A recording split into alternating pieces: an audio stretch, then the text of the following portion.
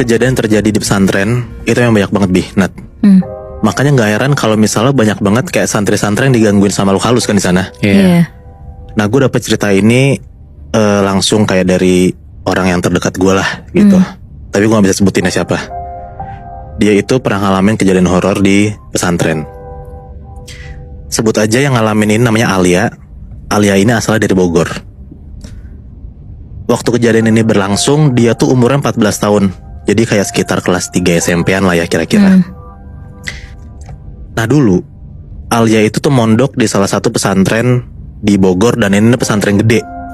Jadi kalau misalnya emang lo penasaran, lo googling aja lah di mana. Dari awal Alia masuk pondok itu, dia tuh udah kayak nggak kaget lah sama makhluk halus di sana.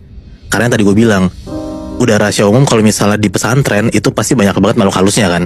Iya. Dan di belakang pondoknya Alia ini, di pesantrennya Alia ini, ada 2 desa. Ada yang di sebelah ujung kanan kita sebut aja namanya desa A, ada yang di ujung kiri sebut aja desa B gitu. Iya. Tapi masih satu pesantren. Di belakang pesantren ya. Oh, oke. Gitu. Sorry. Tapi yang bikin Alia heran, 2 desa di belakang pesantrennya itu kayak punya 2 kepribadian gitu Nat. Gimana? Desa A itu tuh hampir setiap hari selalu ada acara nikahan, dan suka ada kayak lagu-lagu Sunda, kayak lagu-lagu Sabilulung gitu. Bahkan pas lagi azan atau lagi sholat pun di desa itu tuh kayak masih lanjut aja tuh pestanya, lagunya gitu. Tiap hari. Tiap hari, aneh banget kan? Iya. Nah beda lagi kalau desa B.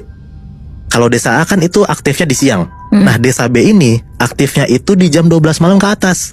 Aneh gak? Aktif itu ngapain kalau yang desa B? Ya mirip-mirip kayak gitu. Tapi Nikahan malam-malam. Aneh kan? Nikahan, hajatan, acara-acara gitu. Tapi di malam. Wow. Oke. Nah jadi di pondoknya itu, di pondoknya si Alia ini suka ada kayak piket malam, dalam tanda kutip ya ronda malam lah sebutnya. Yang isi piket malam itu jadi kayak santri-santri gitu ganti-gantian. Si Alia ini pernah dapat kebagian di piket malam itu, di ronda malam itu. Pas dia piket, ini nih jam 12 sampai jam 1 malam, dia itu denger dari warga-warga desa B itu tuh lagi bacain Pancasila sama UUD tapi malam-malam. Gitu aneh banget kan? Iya. Kayak pun sebenarnya ada upacara yang nggak aneh, tapi kenapa lo ngelakuin itu malam-malam gitu loh? Iya. Nah Ale sempat mikir, apa gue halu kali ya? Nah karena emang posisinya tuh di situ dia lumayan ngantuk, jadi takutnya emang ini perasaan dia doang gitu. Tapi ternyata teman-teman Alia pun yang lain pun juga suka denger kalau misalnya ada suara kayak gitu. Jadi kayak hal-hal yang dilakuin sama desa B itu tuh santri-santri udah suka denger. Nah hampir setiap hari ada tuh yang lapor, kayak santri-santri gitu lapor ke